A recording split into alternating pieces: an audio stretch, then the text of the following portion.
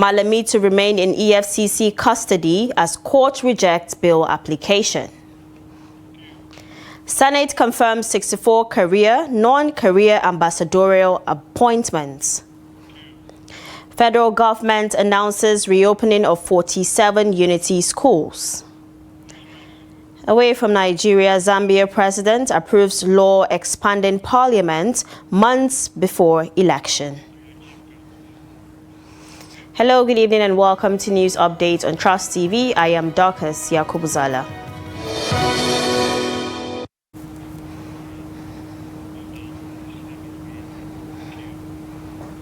We begin the news in the FCT, where the Federal Capital Territory High Court has rejected the bill application of former Attorney General of the Federation and Minister of Justice, Abubakar Malami.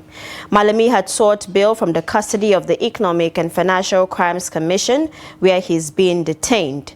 In his ruling, Justice Babangida Hassan held that Malami's detention was lawful and supported by a valid court order. The EFCC is investigating the former minister over allegations of money laundering and abuse of office. Reports also indicate that his international passport has been seized in connection with an ongoing probe into the whereabouts of an alleged $490 million Abacha loot recovered through a mutual legal assistance request. Malami, however, has dismissed the allegations as baseless, insisting that the recovery of the funds had already been concluded before he assumed office in 2015. Now, Justice Mariam Hassan of the Federal Capital Territory High Court in Gwarimpa has ordered that former Minister of Labour and Employment, Chris Ngige, should continue to enjoy the administrative bail earlier granted him by the Economic and Financial Crimes Commission. However, the court directed Ngige to provide a surety who must be a director in federal government employment and possess landed property.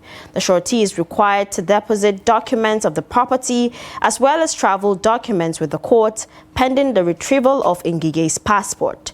The EFCC had initially granted Ngige bail on self-recognition and requested his travel documents and a surety.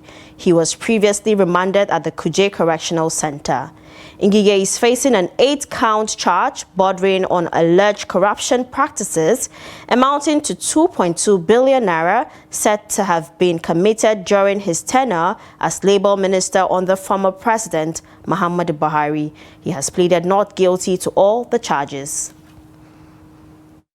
The court, in its wisdom and its head of its discretion, thought it fit to allow the defendant to be on bail. Now, when you say administrative bail, it's not administrative, it's court bail. All that the court said was that the terms that were in the EFCC administrative bail will continue. That is to say, all that the defendant needs to do is to provide one surety who would deposit his international passport and who would be resident within jurisdiction and who would also have a landed property. Now, because the defendant presently has no international passport, the court accepted that position that he lost his international passport when he traveled. The court said that he should apply and get his own international passport again, and once that is done, he will deposit that with the court, and the surety's own will be returned to the surety. In other news, the Senate has confirmed 64 nominees for career and non-career ambassadorial positions after considering a report by the Committee on Foreign Affairs.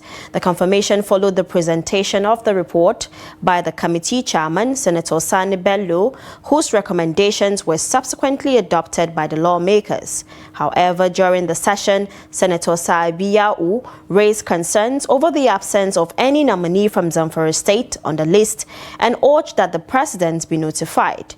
Responding, the Senate President acknowledged the concern, explaining that the list before the Senate was not exhaustive. He assured lawmakers that the matter would be raised with the President and that additional ambassadorial nominations are expected, noting that Zamfara would not be excluded. President Bola Tinubu had earlier forwarded the list to the Senate on December 4th, requesting confirmation of 65 nominees comprising career and non-career ambassadors.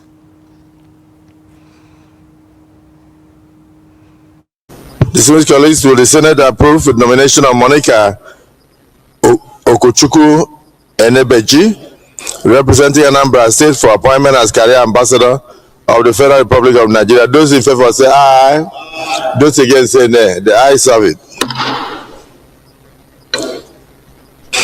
Distinguished colleagues, will the Senate approve the nomination of Ambassador Mohammed Mahmoud Lele, representing Bauchi State, for appointment as career? Distinguished colleagues, appointment as career ambassador of the Federal Republic of Nigeria. Those in favor say aye. Those against say nay. The ayes have it.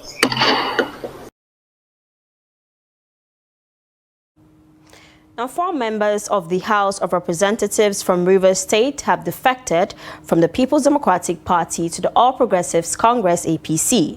The defecting lawmakers are reportedly loyal to Rivers State Governor Siminalayi Fubara, who also moved to the APC last week. Governor Fubara said his decision to leave the PDP was to support President Bola Tinubu, noting that he would not have emerged governor without the president's backing. His defection followed the exit of the Speaker of the House of Assembly, Martin Amehule, and 17 other lawmakers who also dumped the PDP for the APC on December 5th. A defector cited internal crisis within the PDP as the reason for their departure.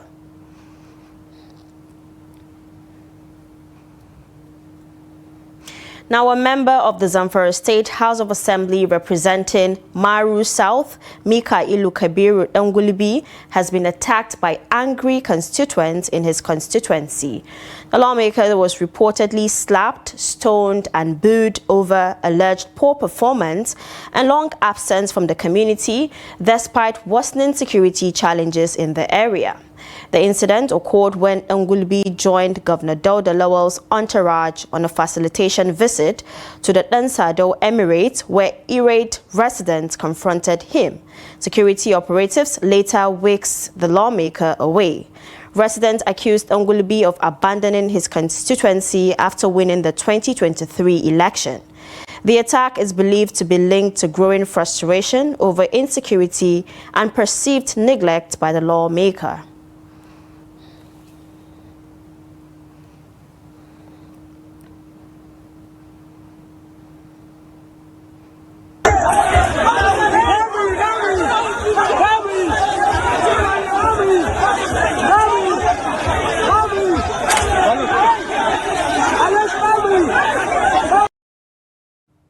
The federal government has announced the reopening of 47 unity schools that were earlier closed due to security concerns. A statement from the Federal Ministry of Education on Thursday said academic activities have now fully resumed, with students safely returning to campuses. Some are completing their December academic programs, while others have concluded examinations. The ministry emphasized that student safety, welfare, and well-being remain a top priority. It added that security arrangements around the affected schools have been strengthened in collaboration with relevant agencies to maintain stability and restore normalcy. The reopening underscores the government's commitment to ensuring continuity of education despite security challenges following the closure of 41 federal unity colleges on November 21st.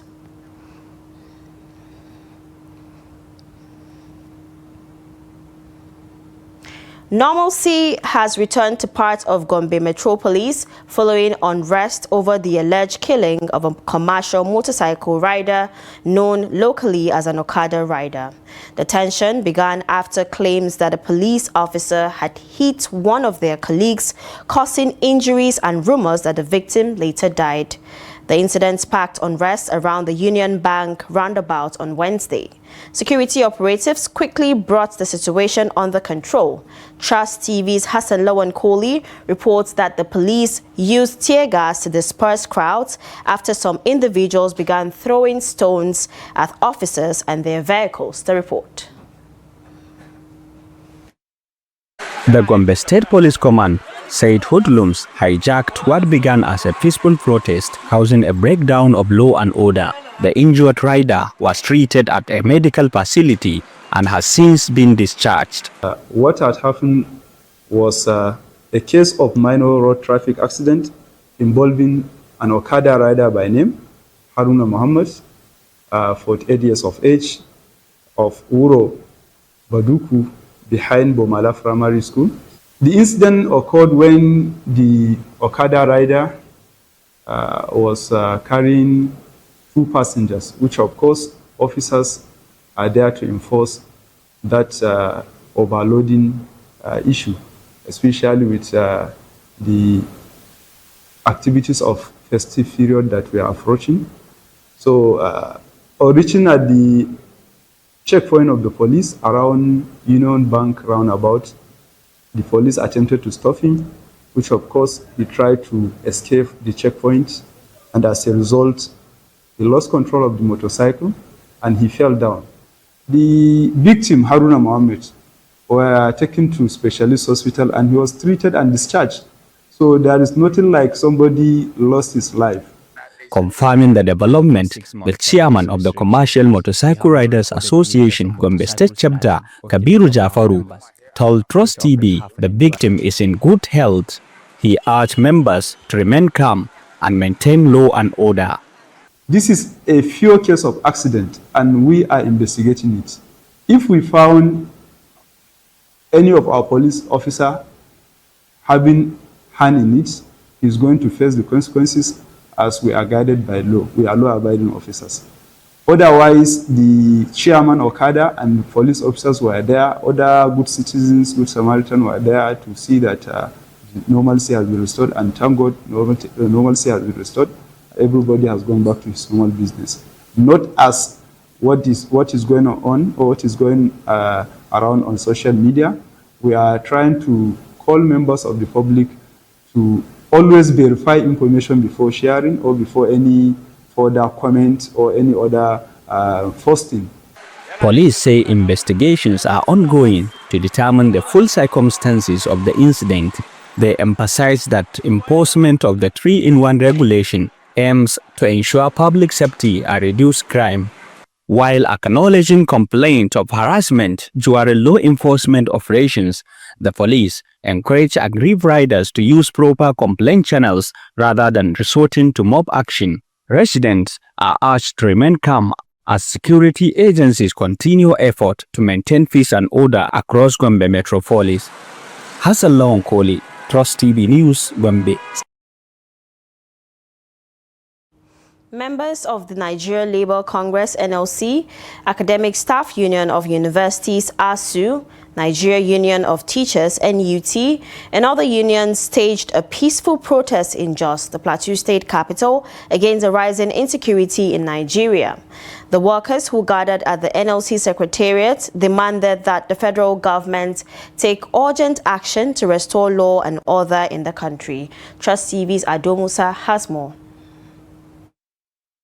Nigerian workers and members of civil society organizations converged at the protest venue, holding placards with inscriptions such as "Justice for Victims," "End Senseless Killing," and "Life is a Generational Justice." They said the demonstration was to voice their concerns over the persistent insecurity affecting communities nationwide. About 300-something students were been to school, and nobody can challenge the one unabated.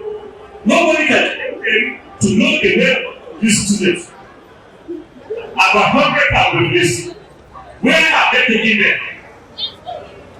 They have to tell the number in churches, in mosques. Someone told them para evidence happened. So what we are saying is that whether you're a Christian, you're a Muslim, or you are a critical, whatever you want to believe, you are either affected directly or indirectly affected. The protesters marched from the Secretariat roundabout to the Plateau State Assembly, expressing their pain over the violence spreading across the country. The Speaker of the Assembly, who received the protesters, expressed support for their cause. So, as a nation, we are happy that even the international community is beginning to put her voice or taking certain necessary action to compel leadership to wake up to certain realization. And I am saying here that we are together in this big challenge that we are facing as a nation. The House of Assembly is not folding her hands. We are also crying because what affects Mr. A naturally affects Mr. B. Some residents of Jos also shared their views on the protest. The reason for the protest is nothing much. It's to let the government know something is wrong. If there's something not wrong, people will not come out to protest. So we're encouraging the government to put more effort to secure the life of the people, most especially the rural areas, our school children, which are future of tomorrow.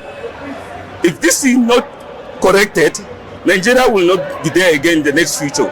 It is obvious that the level of insecurity in Nigeria has become worse these days.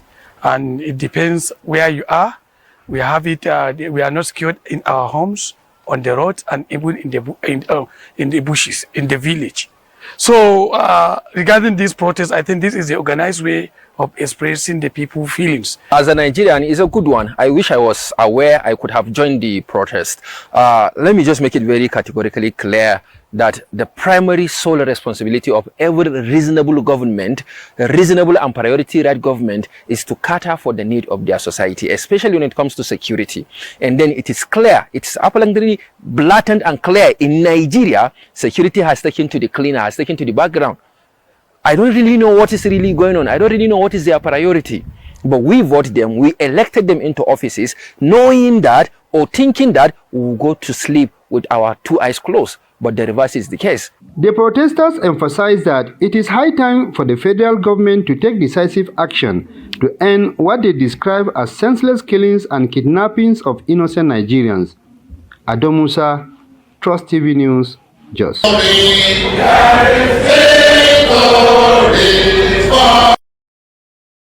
This is news updates on Trust TV coming up after the break. Lagos transportation operators hail end of non-essential roadblocks. This and many more when we return. Do stay with us. Are you interested in the latest news and developments in Nigerian politics, policy, governance and other critical national issues? Look no further than Daily Politics on Trust TV. Our panel of experts and key people in government provide in-depth analysis and commentary on the biggest stories in Nigerian politics. And 33.3 million Nigerians are suffering from multidimensional poverty. It's a much calmer Buhari than the Buhari who was in the khaki uniform. Naira to Naira exchange rate is higher anywhere in the world. The Naira is higher than dollar exchange rate. So you want to choose central bank governor you're doing, you must do it fast. Number of casualties were bad. We shouldn't have had. Security as far as Nigeria is concerned, we have wronged. From the inner workings of government to the latest on legislation, rule of law, implementation and democracy, we have you covered.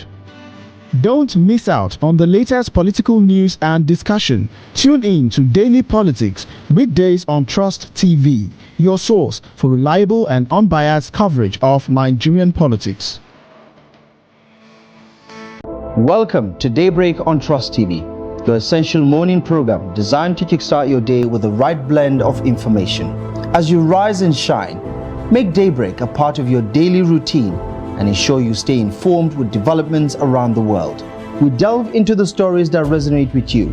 Our seasoned experts bring you the latest news updates, insightful analysis, and in-depth discussions. With our commitment to delivering quality content that informs, educates, and connects. Prior to now, Nigeria had been a very key player in international relations. That same truck is a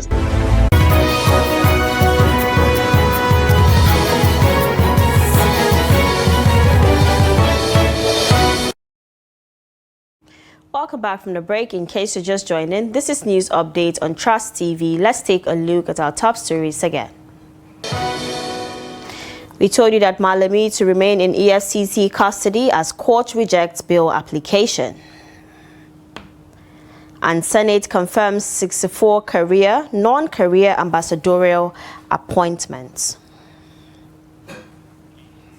And moving on to more stories, President Bola Tinubu has written to the Senate seeking confirmation from the National Assembly to present the 2026 budget.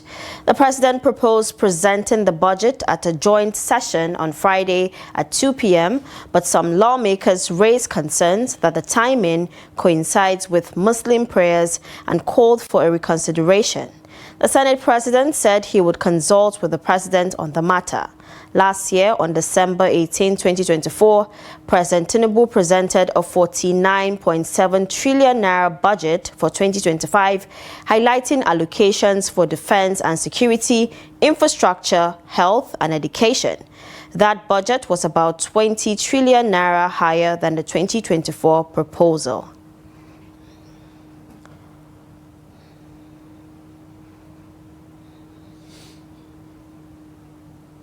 Transport operators in Lagos State have welcomed the Defense Headquarters' decision to immediately remove all non-essential roadblocks across the country.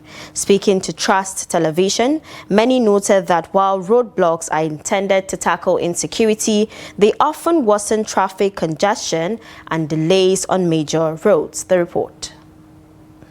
In a bid to improve road safety and ease commuting, Nigeria's Defense Headquarters have ordered the immediate removal of non-essential roadblocks nationwide. The directive aims to reduce travel delays, enhance traffic flows, and promote freedom of movement. Transport operators in Lagos State expressed support for the move, highlighting the long travel times and congested caused by excessive roadblocks in major cities. They believe this step will positively impact daily transportation and economic activities. We are looking at it. The roadblock has its own advantage, then it has its own disadvantage. But from my own side, I can say that they can remove it. It's good to remove it. But when they are removing it, they should mount the security officers beside the road. Like, let me just give you an example. If you are traveling from Lagos to Ibadan now, we are going from Lagos to Ibadan, just after the junction camp, you will see all the security agencies beside the road. Just after Shagam, when you get to Shagam to Ibadan, you will see there, you will see Amotekun, you will see Army, Nigerian Army, you will see police officers. They will just park their vehicle, be at alert in case of an emergency. As for me, roadblock doesn't have any advantage in the Nigeria security because roadblock doesn't have any positive impact in Nigeria security because whenever they mount the roadblock, all those banditries, terrorists will not even operate there. They just used to close because an hold up, a traffic glitch.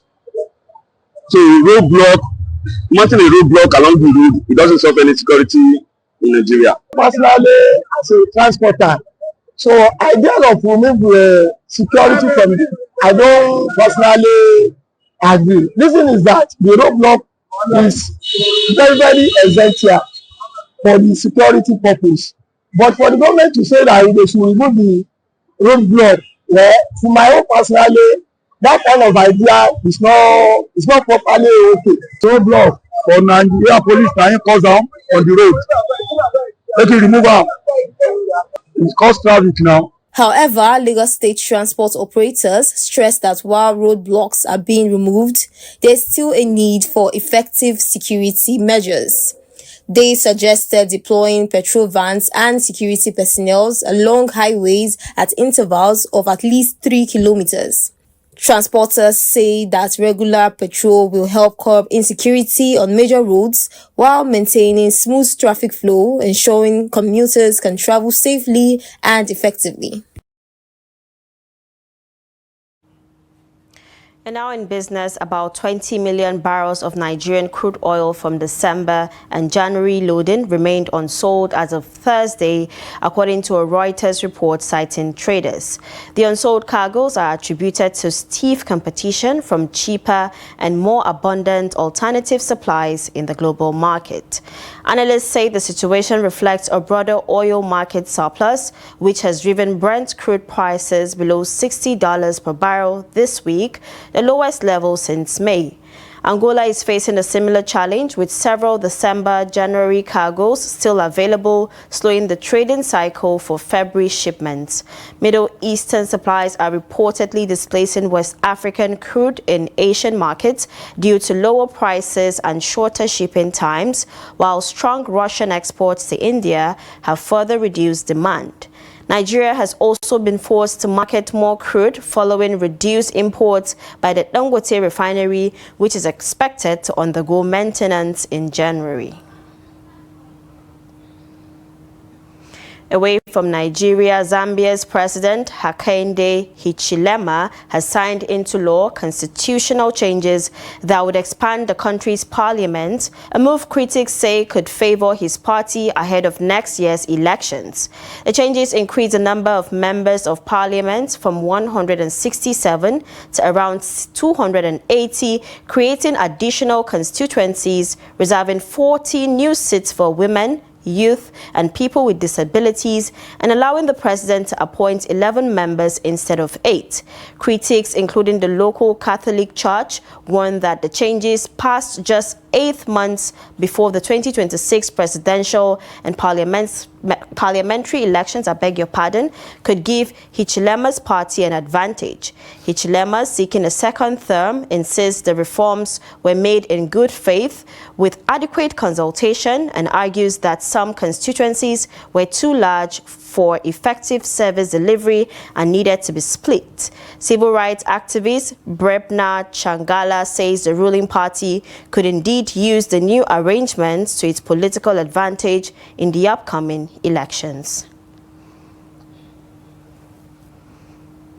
And now in sports, the Super Eagles are set to depart Cairo for Fez, Morocco today ahead of the 2025 Africa Cup of Nations. Coach Eric Chell's squad opened camp in Cairo on Sunday, and all 28 players are now in camp following Victor Osimhen's arrival on Wednesday night. The Eagles lost 2-1 to Egypt in their only pre-AFCON friendly, at the Cairo International Stadium on Tuesday. Nigeria will continue preparations in Fez ahead of their opening group match against Tanzania's Taifa Stars next Tuesday, before facing Tunisia on December 27 and Uganda on December 30th. And that's a wrap on news updates. Do not forget to follow us across all social media platforms for more programs, news and documentaries. I am Dorcas Yakubuzala. Thank you for watching.